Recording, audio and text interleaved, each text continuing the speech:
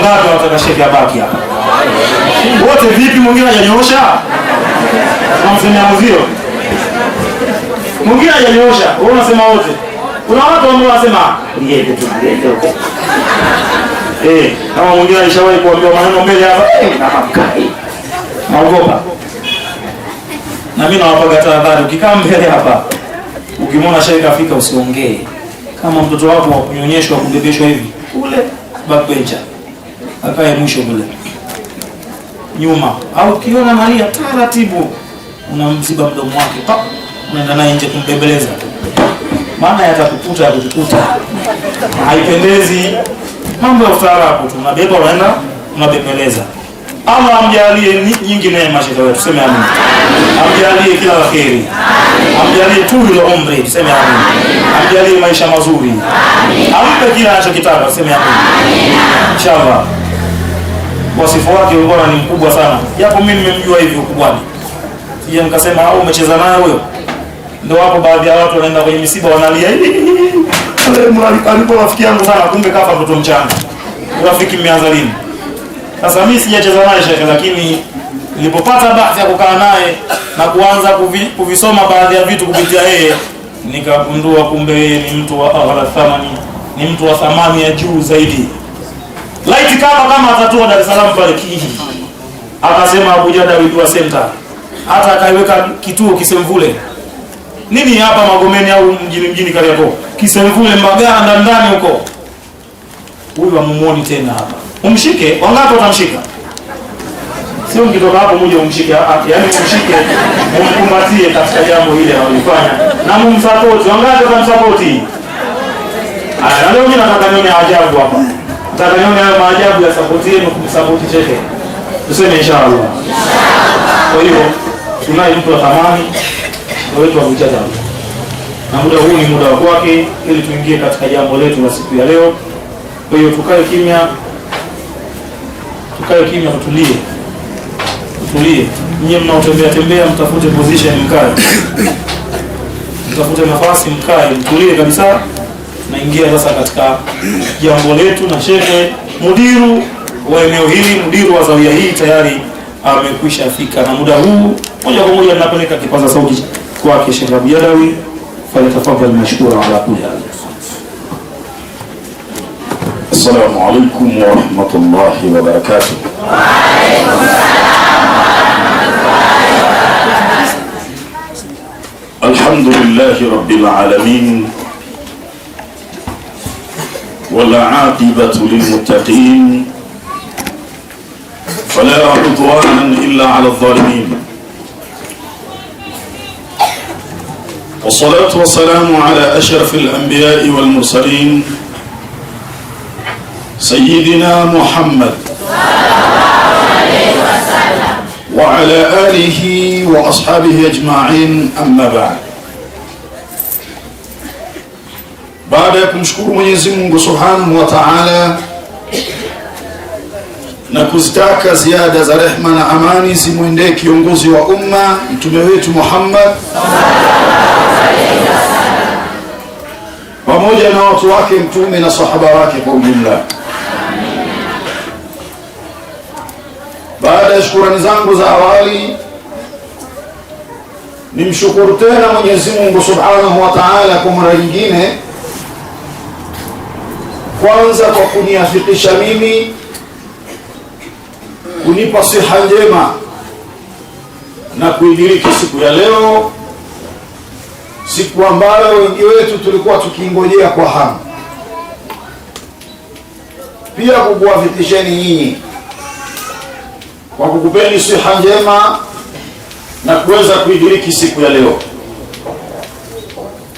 Naamini huu si ujanja wetu na wala si nguvu zetu na wala si mapenzi yetu na wala si utashi wetu, bali ni mapenzi yake Allah Subhanahu wa Ta'ala. Kwani angelitaka Allah, mimi na wewe tusingekuwepo mahala hapa muda kama huu. Hivyo basi hii ni neema kubwa. Kila mmoja ana wajibu kumshukuru Mwenyezi Mungu Subhanahu wa Ta'ala japo kwa kunyanyua ulimi wake aseme alhamdulillahi rabbil alamin. Alhamdulillahi rabbil alamin. Leo ndo tumekusanyika rasmi kuja kufanya dua yetu ambayo tumekuwa tukiitangaza siku zote, duaun nasri, dua ya kumwomba Mwenyezi Mungu Subhanahu wa Ta'ala atunusuru ili mwaka 2021 uwe ni mwaka wenye mafanikio kwetu sisi upande wa afya. Hakuna mtihani mzito alopewa mwanadamu na Mwenyezi Mungu Subhanahu wa Ta'ala kama mtihani wa kunyimwa afya. Na ndio maana Mtume sallallahu alaihi wasallam ametufundisha akasema, idha sa'altumullaha fas'aluhu al-afia, munaponyanyua mikono yenu kumwomba Mwenyezi Mungu Subhanahu wa Ta'ala, basi msimuombe kitu kingine chochote, muombeni afya. Lakini hili jambo watu wameghafilika nalo. Leo hapa cha kwanza atakachoomba mtu ataomba mali. Kama ni binti ataomba mchumba, ataomba mume, na kama ni mwanamume ataomba mke. Watu watatamani zile aseti za kidunia, watasahau kitu muhimu, afya. Hivyo Mtume anatufundisha, anasema idha sa'altumullaha fas'aluhu al-afia, mnapomuomba Mwenyezi Mungu Subhanahu wa Ta'ala, cha kwanza muombeni afya. Wangapi wamejaaliwa na Mwenyezi Mungu mali nyingi, lakini anaambiwa usile hiki, yale anapewa masharti kwenye kula. Na hakuna kitu chenye kutia raha katika maisha haya ya dunia kama chakula. Kila mmoja anatamani kula chakula kizuri, lakini kwa sababu umenyimwa afya, utapangiwa na madaktari usile hiki, kula hiki. Utawaona wenzako wanajifaidia kwa sababu wewe ulikimbilia kumwomba Mwenyezi Mungu Subhanahu wa Ta'ala mali. Sasa Mwenyezi Mungu amekupa mali lakini amekunyima afya. Ni wangapi wamejaliwa na Allah mali, ana uwezo wa kula anachokitaka, sio kile anachokipata. Kuna wengine wanakula wanachopata, sio kile wanachotaka, lakini anapangiwa masharti usile. Kuna mwingine kapewa uwezo, kama ni mwanamume aneoa wake wanne, lakini hana uwezo wa kuwashughulikia hao wake wanne kwa sababu ana kisukari. Jongo amekuwa hapandi mlima, anawalia macho tu wale wanawake, na wale wanakaa kwa ajili ya pesa tu, kwa sababu uliomba mali. Mwenyezi Mungu amekupa mali, kakunyima afya. Afya ni neema kubwa tena adimu. Mtume sallallahu alaihi wasallam anasema, ni'matani maghbunu fihima kathiru minan nas, neema mbili wamenyimwa watu wengi. Mtume alipoanza kuzitaja hizo neema akasema, neema ya kwanza walionyimwa watu wengi as-sihhatu, ni afya. Kisha ndio akasema wal faragha, na fursa ya mali, fursa ya cheo, fursa ya kazi. Lakini kitu cha kwanza alichokitaja Mtume, ametaja afya. Kwa hiyo cha kwanza unachotakiwa kukiomba leo, omba afya. Kisha baada ya hapo sasa uombe mali, uombe mke na mambo mengine ya kidunia. Lakini kitu cha kwanza muombe Mwenyezi Mungu Subhanahu wa Ta'ala akujalia afya, kwa sababu afya ni neema adimu. Wakusanye watu 5,000 kwenye uwanja mmoja, halafu waambie asiyokuwa na tatizo la kiafya anyooshe mkono. Hakuna hata mmoja atakayenyosha mkono. Ukiwa huna tatizo hili la kiafya, basi una tatizo lile, una lile, una hili. Kila mmoja ana tatizo lake linalomsumbua. Kwa hiyo tumekuja katika mawanja haya tumuombe Mwenyezi Mungu Subhanahu wa Ta'ala atufungue mafundo 12. Tunapozungumza mafundo 12 inatofautiana. Kuna mwingine amefungwa mafundo 12 yanayosababisha maradhi, na hii inaitwa ni sihrul maradhi, uchawi unaozalisha maradhi kwenye mwili. Mafundo 12. Na wengi wenu mmetibiwa sana. Mwenyezi Mungu amejalia umepata afueni, umepata nafuu, lakini tatizo liko pale pale. Kwa nini unapata nafuu na tatizo linakuwa pale pale? Kwa sababu umekwenda kwa mganga, labda amejaribu kukutibu, kakufungua mafundo mawili. Lazima ukali wa maradhi utapungua, lakini maradhi yatabaki pale pale. Sasa leo tumuombe Mwenyezi Mungu Subhanahu wa Ta'ala atufungue mafundo yote 12, tusemeni insha Allah. Lakini yako yale mafundo ukifungwa yanasababisha sihrun nahsi, uchawi unaozalisha nuksi. Lakini yako mafundo 12 yanasababisha sihrul inkis, uchawi unaozalisha kivuli kibaya ambacho kitatawala kwenye mali zako, kwenye biashara, kwenye kazi, kwenye ndoa. Na kuna watu wengine wamefungwa aina zote za mafundo. Huyo mmoja ana mafundo 12 upande wa afya, ni mgonjwa. Huyo mmoja amefungwa nuksi. Huyo mmoja amefungwa ikisi. Kila aina ya matatizo anayo yeye. Yaani kwake yeye ndio imekuwa ni kituo cha matatizo. Sasa leo tumuombe Mwenyezi Mungu Subhanahu wa Ta'ala atuondoshee mashakili yote ambayo tumedumu nayo mwaka 2020, ili mwaka 2021 uwe ni mwaka wenye mafanikio. Tusemeni amin. Amin.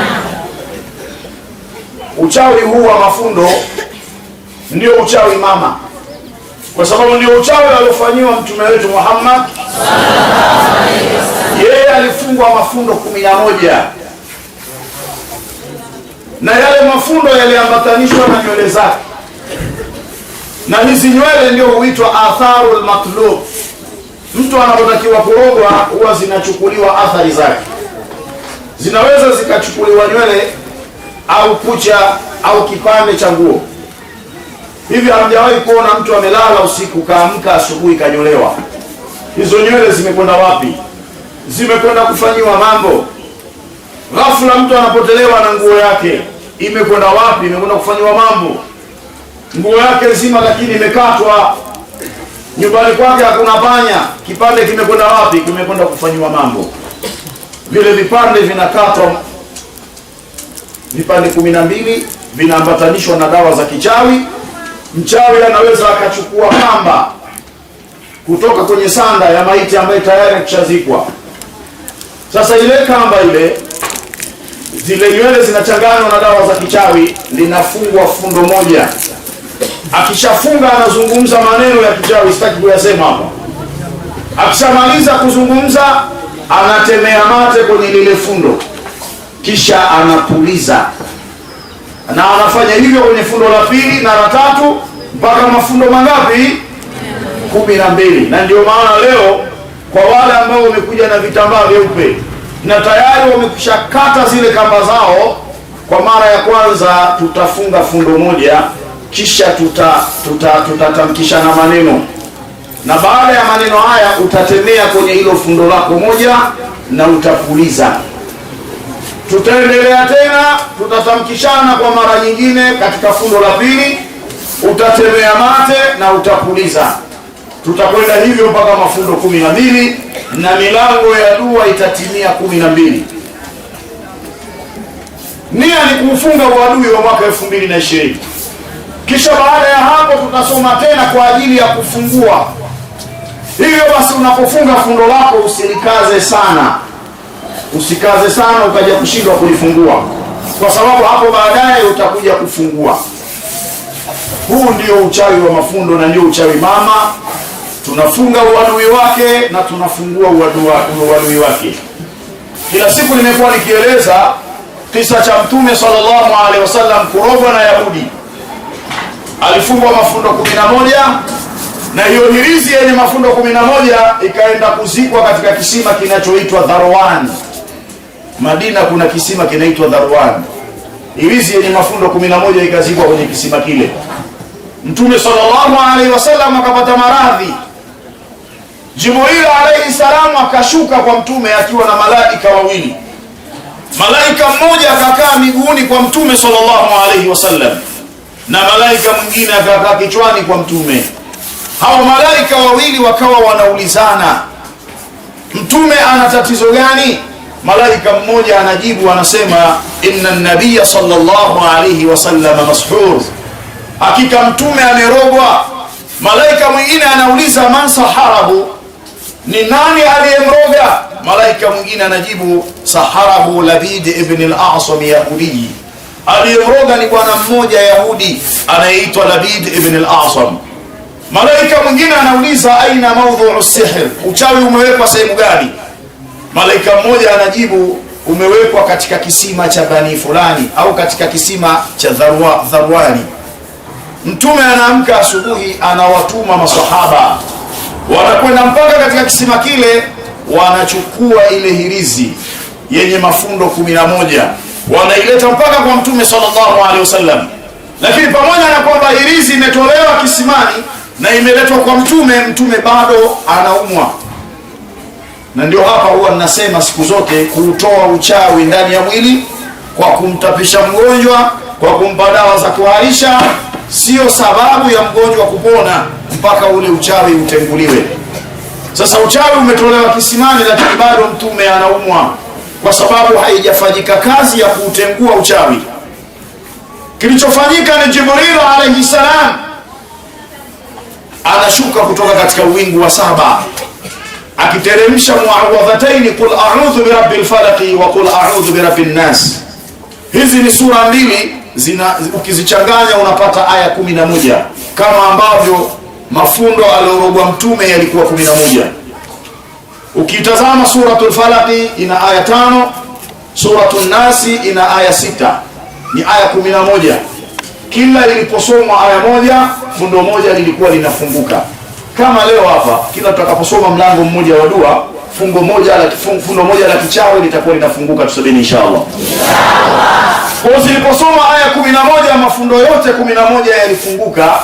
Tunaambiwa faqama Rasulullah sallallahu alayhi wasallam kaannaha nashata min aqari, Mtume akasimama akiwa mchangamfu kama vile hakuwa na fundo hata moja, akapona Mtume sallallahu alaihi wasallam. Kwa mambo haya yako, na wala msipie shaka, kila mmoja awe na imani kwamba atasimama siku ya leo akiwa hana hata fundo moja la kichawi, tusemeni inshallah. Muhimu iandae kamba yako vizuri sana, na utakapoambiwa ufunge fundo moja, funga, usilikaze lile fundo, kwa sababu utakuja kulifungua.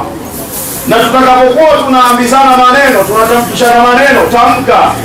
Ukiambiwa temea mate kwenye lile fundo, lakini usimtemee mwenzio. Kisha baada ya kutemea, wewe kuuliza tu, na baada ya hapo tutafungua fundo moja baada ya jingine. Kabla hatujaingia katika barnamij, katika programu ya dua, kuna dawa 3. Ni muhimu sana hizi dawa 3, na nitatoa namna zinavyotumiwa. Ukitoka kwenye dua yako tayari umekwishafunga mafundo 12 na umeyafungua hayo mafundo 12. Ukifika nyumbani kwako, andaa maji ya kuoga, maji yanayotosha kuoga mwili mzima. Na hapa utaona tu watu baada ya dua watakuja, shehe, mimi natumiaje dawa? Utawaona tu. Sasa hivi nazungumza, mtu amekazana anachana kamba, hiyo kamba ya nini? Utachana tu. Utakapofika nyumbani, umetoka hapa kwenye dua, kama ni leo, kama ni kesho, kama ni kesho kutwa, andaa maji ya kuoga kwenye ndoo au kwenye beseni au kwenye chombo kingine chochote. Maana watu wao wanauliza, hayo maji naweka kwenye beseni au kwenye ndoo? Kuna maswali kama hayo yashaulizwa. Ni chombo chochote kile. Ukishakuwa umeandaa maji yako yanayotosha kuoga mwili mzima, maana nimeulizwa maji kiasi gani yanayotosha kuoga mwili mzima, lakini maswali yanasaidia, si unaona naelekeza. Manake nisingekuwa nimeulizwa ningeelekeza juu tu. Weka maji yanayotosha kuoga mwili mzima, kisha hii kamba uliotumia kuifunga na kuifungua itumie hayo. Halafu chukua shajaratun nur, mti wako mmoja. Kwenye paketi moja kuna miti 3. Chukua mti mmoja utumbukize kwenye maji yale. Ule mti utauacha masaa 12, kwa sababu mwaka una miezi 12. Kwa hiyo kila saa moja litaendana na mwezi mmoja katika mwaka. Kwa hiyo mti ubaki mle kwenye maji masaa 12. Na hiyo kamba ulifunga mafundo 12 na umefungua mafundo 12. Kwa hiyo kuna 12 ngapi mle? Kuna 12 3. Witri. Na Mwenyezi Mungu anasema, Mtume anasema, autiru ibadallah fa inna Allaha yuhibbul witra. Fanyeni witri enyi waja wa Allah, hakika Mwenyezi Mungu anapenda witri. Kwa hiyo kuna 12 3 kwenye hayo maji. 2 kwenye kamba ulifunga na ukafungua, na 1 kwenye huo mti ambao utakaa masaa 12. Baada ya hayo masaa 12 mti huo utakuwa umechipua, utakuwa umestawi, na wewe umeweka nia, biashara zangu zichipue na kustawi, mapenzi yalokufa kwa mume wangu yachipue na kustawi, milango yangu ya mali ichipue na kustawi. Nimekuwa naahidiwa sana, lakini ahadi hazikamiliki, ahadi zichipue na kustawi. Kila unalolitaka wewe utalinuizia kwamba lichipue na kustawi. Baada ya kuwa mti umechipua, umestawi, chukua dawa yako ya lulu wal marjan, mimina vifuniko 5 kwenye yale maji. Chukua kikombe kimoja kidogo cha chai, kunywa maji, halafu yale maji yanayobaki koga mwili mzima. Utakuwa umefungua mafundo ya ndani ya mwili, lakini ulipooga utakuwa umeuondosha ule uchawi wa mionzi, kwa sababu shetani anapoibua mionzi na kuielekeza kwako, inapokelewa kwenye ngozi, kwa sababu ngozi ni receptors, inapokea ile mionzi, na kwenye ngozi kuna nervous system zinapokea pia. Kwa hiyo tatizo linaenea mwili mzima. Kwa hiyo utakapokunywa kikombe kimoja na maji mengine ukakoga, utakuwa umejifungua mafundo ya ndani, lakini utakuwa umeondosha ule uchawi wa mionzi. Hiyo ni siku ya kwanza. Siku ya pili, ongeza maji kwenye hiyo kamba, chukua mti wa pili, roweka humo, useme maneno ya Mwenyezi Mungu, mti huu umekufa, mti huu umekauka, mti huu umesinyaa, mti huu umechakaa, kama mambo yangu yalivyochoka na kuchakaa, yalivyokufa, yalivyokauka, na kuomba kama utakapochipua na kustawi, hivyo mambo yangu yachipue na kustawi, biashara zangu zichipue na kustawi, mali zangu zichipue na kustawi, kazi yangu ichipue na kustawi. Kisha utauweka ule mti na utauacha humo masaa 12.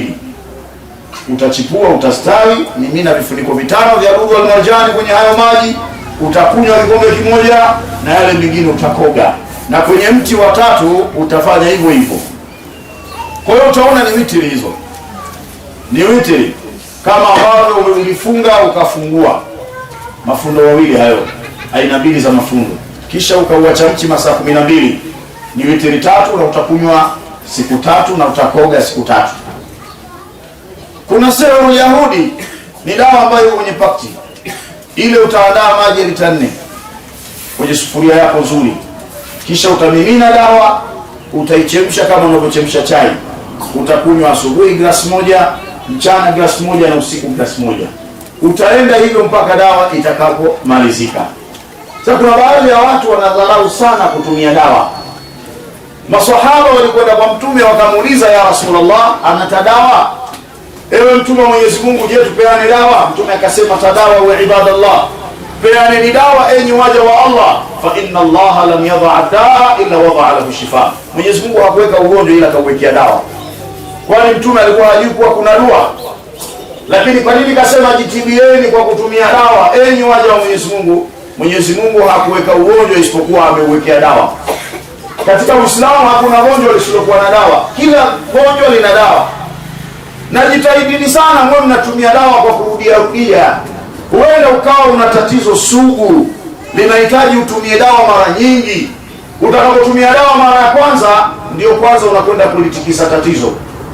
Ukirudia mara ya pili, unalilegeza lile tatizo. Ukirudia mara ya 3, inaliondosha. Na hii tunajifunza kwa yule sahaba alikwenda kwa Mtume, akamwambia, ya Rasulullah, ewe Mtume wa Allah, ndugu yangu ana ugonjwa wa kuharisha. Mtume akamwambia, asqihi asala, nenda ukamnyweshe asali. Bwana akaenda kwa nduguye akamnywesha asali. Alipomnywesha asali, ndio tumbo likazidi kuuma na akazidi kuhara. Ingelikuwa umekuja kwangu nikakupa dawa, ugonjwa ukazidi, ungesema, Sheikh, ulinipa dawa, ulinipa sumu. Utasema hivyo. Tumbo likazidi kuhara, huyu bwana akarudi tena kwa Mtume sallallahu alaihi wasallam. Mimi na wewe tungebadilisha mganga. Alipofika kwa Mtume akamwambia, ya Rasulullah, asqaituhu asalan falam yazidhu illa istiqlaqan. Ewe Mtume wa Allah, ndugu yangu nimempa asali, ndio kazidi kuumwa. Mtume akamwambia, asqihi asala, nenda ukampe tena asali kwa mara ya pili. Ni dawa ile ile. Changamoto ninazokutana nazo mimi ofisini kwangu, mteja ukimpa dawa akaenda akatumia, akirudi ukampa tena, sasa Sheikh, ulinipa mbona hii tena? Anakwambia Nabii anawauliza, je, umepona? Nilivyokupa umepona? Sasa hapa mjifunze. Mtume akamwambia asqihi asala, nenda tena ukampe asali kwa mara ya pili. Akarudi akampa asali, tumbo likaongezeka. Huyu bwana akarudi tena kwa Mtume sallallahu alaihi wasallam, akamwambia, ya Rasulullah, asqaituhu asalan falam yaziduhu illa istitlaqa, nimempa asali lakini tumbo ndio linaongezeka kuma. Mtume akasema, sadaqa Allahu wa kadhaba batn akhika, amesema kweli Mwenyezi Mungu, lakini tumbo la nduguyo limesema uongo. Allah amesema kweli kwamba asali ni dawa, lakini hilo tumbo linasema uongo. Asqihi asala, nenda kampe tena kwa mara tatu. Alipopewa kwa mara ya tatu, bwana huyo akapona. Hapa tunafundishwa tutumie dawa kwa kurudia rudia. Huenda tatizo lako wewe ni sugu. Sasa kuna mtu mwingine anataka apewe dawa mara moja, si itakuua hiyo dawa? Maana tutakuwa dozi. Unapewa dawa kama tatizo ni sugu, unarudia kutumia dawa. Na ndio maana hata kwenye maelekezo ya Shajaratun Nur ni miti mingapi? Utumie mara ya kwanza, utumie mara ya pili, utumie na mara ya tatu. Na hata ile Sihrul Aswad ni kwenye lita 4, utatumia leo, utatumia kesho, utatumia na siku inayofuata. Huenda tatizo ni sugu, litatikishwa siku ya kwanza, litalegezwa siku ya pili, siku ya tatu litaondolewa biidhnillah ta'ala. Hayo ndio matumizi ya lulu al marjani, Shajaratun Nur pamoja na Sihrul Aswad.